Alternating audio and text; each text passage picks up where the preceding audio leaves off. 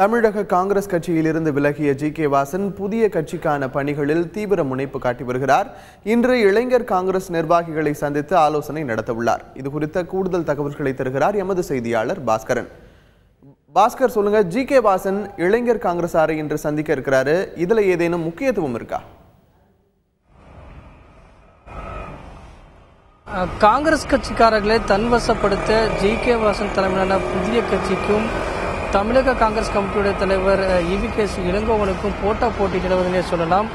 இன்று சென்னையில் ஆழ்வார்பேட்டையில் ஜி.கே. வாசன் தனது இல்லத்தில் சென்னை, காஞ்சிபுரம், திருவள்ளூர் மாவட்டத்தைச் சேர்ந்த இளைஞர் காங்கிரஸை சேர்ந்த நிர்வாகிகளை சந்திக்கிறாரு.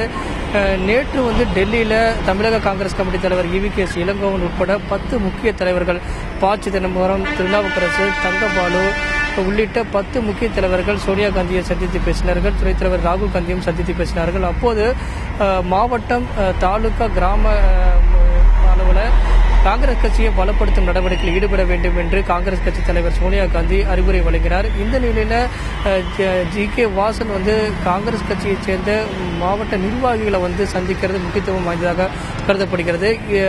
ஏற்கனவே நேற்று பத்திரிகையாளர் சந்திக்கும் போது ஜி.கே. வாசன் அவர்கள் கட்சியினுடைய முக்கிய தலைவர்களும் தொண்டர்களும் எஸ்சி சேர்ந்த பிரிவினை சேர்ந்த நிர்வாகிகளும், அதாவது கிராம அளவிலும் சரி, மாவட்ட அளவிலும் சரி, தாலுகா அளவிலும் பல்வேறு காங்கிரஸ் கட்சிக்காரர்கள் தனக்கு ஆதரவு தெரிவிக்கின்றனர். இது தன் கட்சிக்கு பலம் என்று தெரிவித்திருந்தார். இந்த நிலையில் இளைஞர் காங்கிரஸை சேர்ந்த மாவட்ட நிர்வாகிகளை முதல் கட்டமாக 3 மாவட்டங்களைச் சேர்ந்த நிர்வாகிகளை சந்திக்கிறார். 2 கட்சிக்காரர்களுமே காங்கிரஸ் கட்சிக்காரர்களை தன்வசப்படுத்தும் நடவடிக்கையில் ஈடுபட்டிருக்கின்றனர்.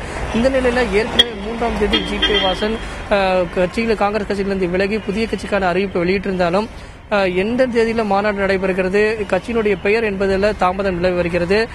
காங்கிரஸ் கட்சியிலிருந்து விலகிய ஜி.கே. வாசன் தமாகவுடைய பெயரை மீட்டெடுக்கும் நடவடிக்கையில் ஈடுபட்டு வருகிறார். புதுச்சேரி சேர்ந்த நபரிடம் அந்த கட்சியினுடைய பெயர் இருக்கிறது. அந்த பெயரை மீட்டெடுக்கும் நடவடிக்கையில் ஈடுபட்டு வருகிறார். தேர்தல் ஆணையத்திடம் பேசி வருகிறார்.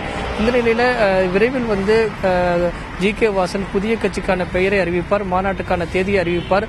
அதற்கான ஆலோசனையாகவும் இன்று நடைபெறக்கூடிய மாவட்ட இளைஞர் காங்கிரஸ் நிர்வாகிகள் குழு கூட்டத்திலேயே முக்கியத்துவம் வாய்ந்த முடிவுகள் எடுக்கப்படும் என்று எதிர்பார்க்கப்படுகிறது. புதிய கட்சி அறிவிப்பதில் தாமதம் அளிக்க காரணம் என்ன? இது பற்றி சொல்லுங்க.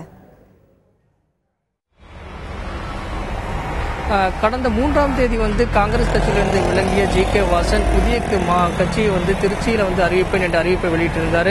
அதற்கான சின்னங்களும் கட்சியினுடைய பெயர்களும் அந்த மாநாட்டில் அறிவிப்பேன் என்று அறிவித்திருந்தார்.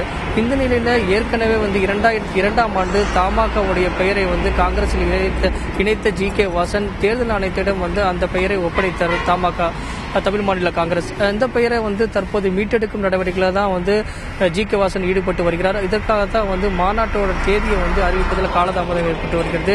தமாக பெயரை மீட்டெடுத்தால் உடனடியாக தேதியை அறிவிக்கலாம். இல்லை என்ற பட்சத்தில் வேறு கட்சியினுடைய பெயரை அறிவிப்பதற்கான முனைப்பிலும் ஆலோசனை நடத்தி வருகிறார். இதனால தான் காலதாமதம் ஏற்பட்டு வருகிறது. விரைவில் குறிப்பாக ஓரிரு தினங்களில் திருச்சி மாநாட்டுக்கான தேதியும் அந்த மாநாட்டில் கட்சியினுடைய பெயரும் சின்னத்தையும் அதிகாரப்பூர்வமாக அறிவிப்பார் என்று எதிர்பார்க்கப்படுகிறது.